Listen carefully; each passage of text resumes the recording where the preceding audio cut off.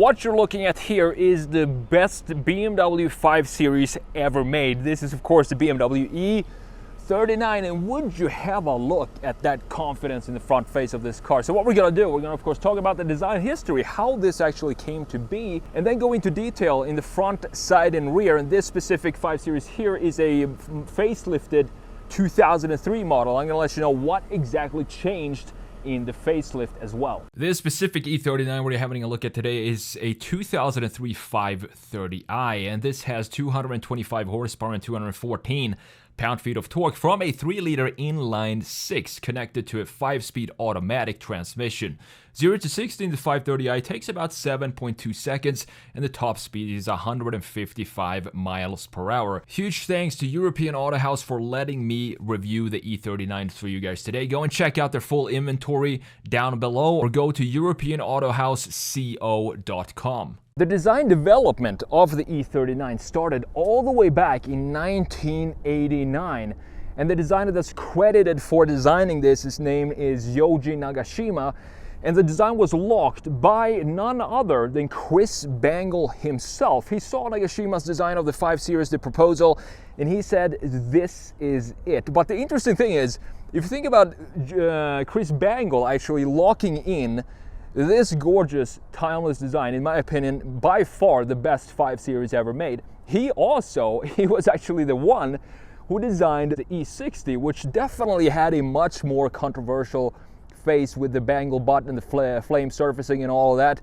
It was nowhere near as clean as this, but I absolutely love everything about the E39 5 Series. So let's start with the front end, and as I said, this is the facelifted version.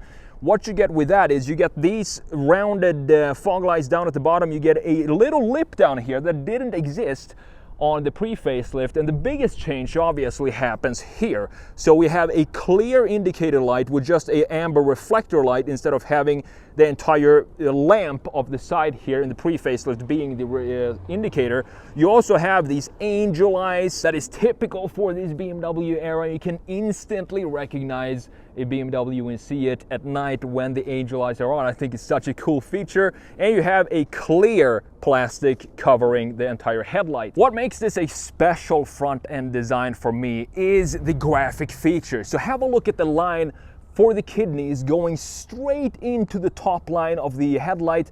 Same thing with the lower part, so we have a clear definition of the top part of the graphics in the front.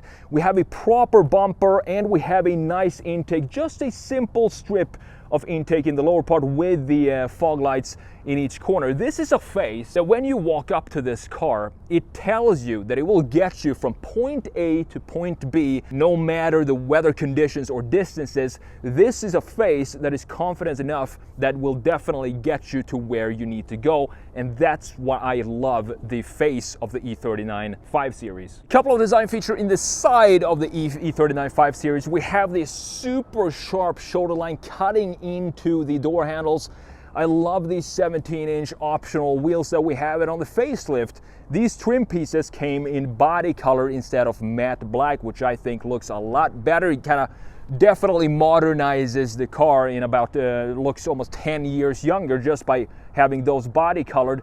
And have a look at this. We have a clear Hofmeister King going here, and I love how the C-pillar melts in to the side of the body and creating this properly defined trunk in the rear. We just don't have designs like this anymore, these timeless, elegant proportions.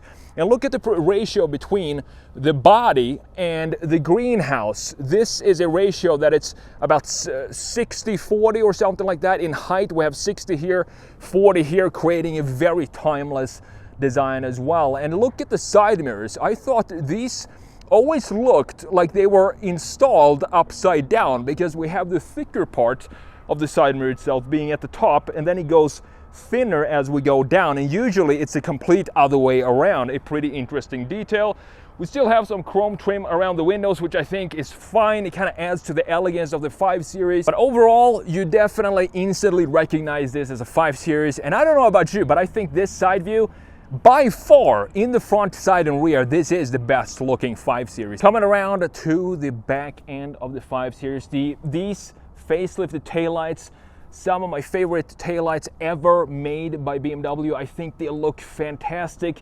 The shape of it just feels elegant, and we have these LED strips now instead of the light bulbs that we had in the pre-facelift. I just think it updates the design in a massive way. So have a look at this. This is one of the details that I love about this car when it comes to line flow. We have the shoulder line coming right here and then cutting in to the taillight, and this now have a function in the taillight itself because it creates the top part, the indicator light up here. It separates the indicator light from the lower part of the taillight, and it also continues into the trunk. We have this beautiful 530 emblem here and a slight curvature on the trunk, which makes it look a little sporty and adds that sharpness in the rear end. This little surface here, this little angling out, creates a definition in the rear end that makes it feel like the designers emphasize the end point, the end corner of the rear end, which I love. Now, by this time, 2003, you could get the 530, the 540 with the M Sport package,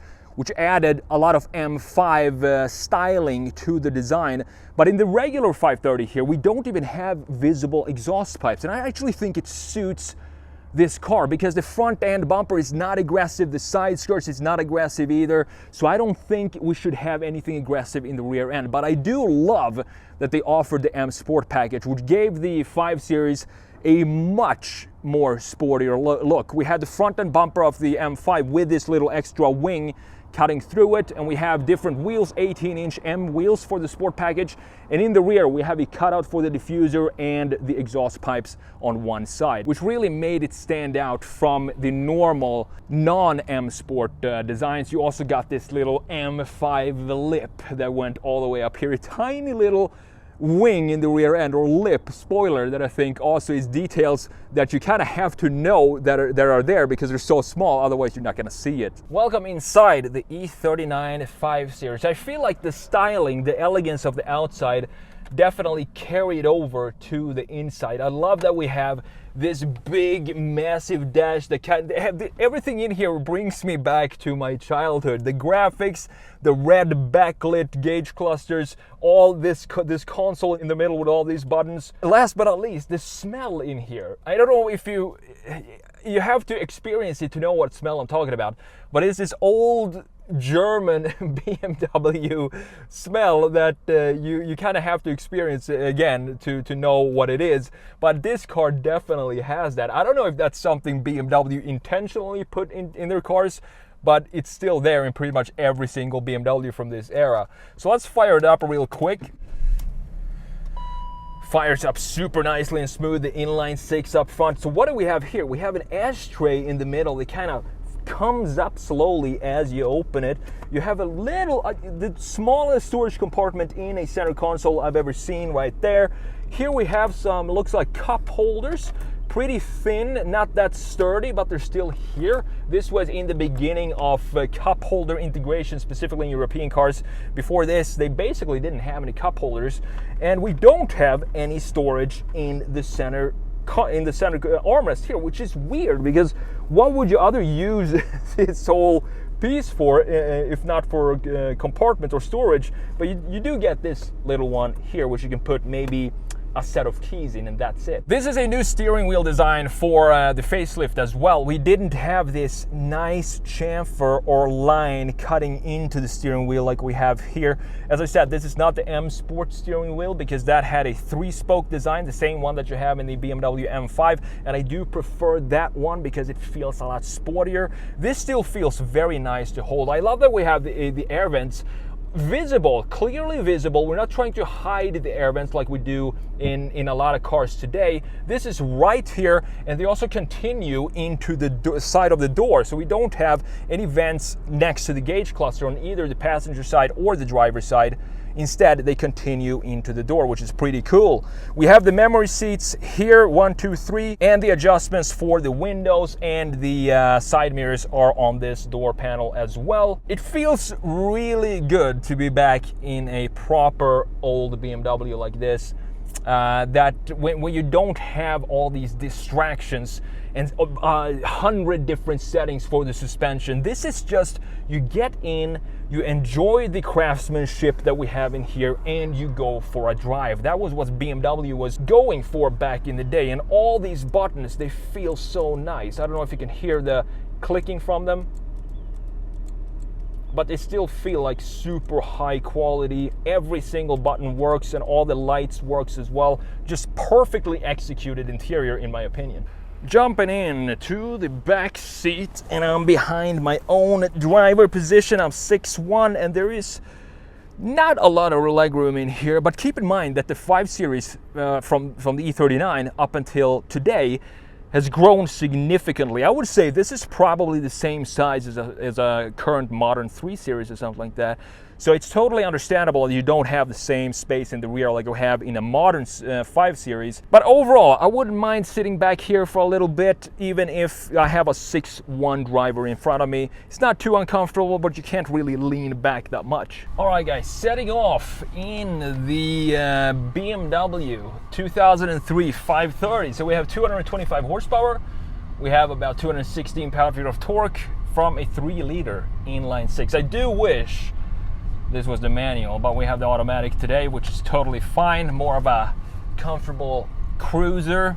And it feels, the first thing you notice when you step into this car is the steering and how heavy the steering feels compared to modern BMWs. It's just solid. It feels like the car itself is heavy.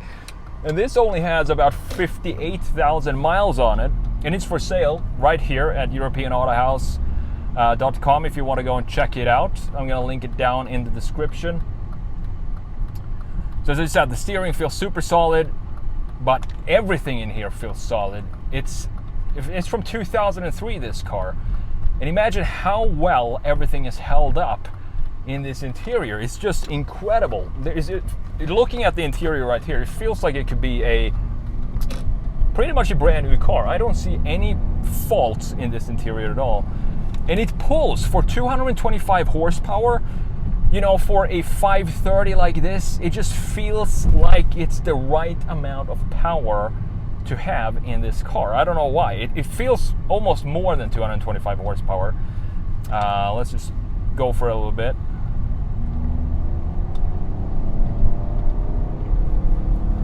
Yeah, it feels fantastic to drive. It's this typical. I think that there's a difference between German and American horsepower. German horsepower feels like they have more grunt or low down pull than American horsepower. So I don't know if you agree with that, but driving the CL55 and now the 530, I just feel like there is a different sort of horsepower for European versus American cars. And then we have that BMW inline 6 noise that I also love. Sounds fantastic. Nothing pumped in this car. It's all naturally sounded from the engine. No speaker sounds or anything like that. It's just a super comfortable car. I mean, 20 years later, it still feels properly solid and sturdy and heavy on the road, exactly like you want from a BMW of this era. And just keep in mind, like, think about how much the cars have grown the last 20 years. As I said, I think this is probably the same size as a new 3 Series or something like that. The new 5 Series is a lot bigger than this. And I don't know if that's a good or a bad thing. And then you have the 7 Series as well, also grown. The 740, the E38 7 Series is probably the same size as a 5 Series today or something like that. I miss this analog nimble feel that we have of old cars, where there's nothing to distract you, not 150 different screens that you know, takes up your attention. Instead, it is the ultimate driving machine. There's nothing else to do in here. You drive the car and that's it. And that's my review of the E39 5 Series. What a special car. You can go and check out this specific 5 Series at EuropeanAutohouse.com. And thanks to Andre and Max for letting me review this car today. I'll see you in the next video.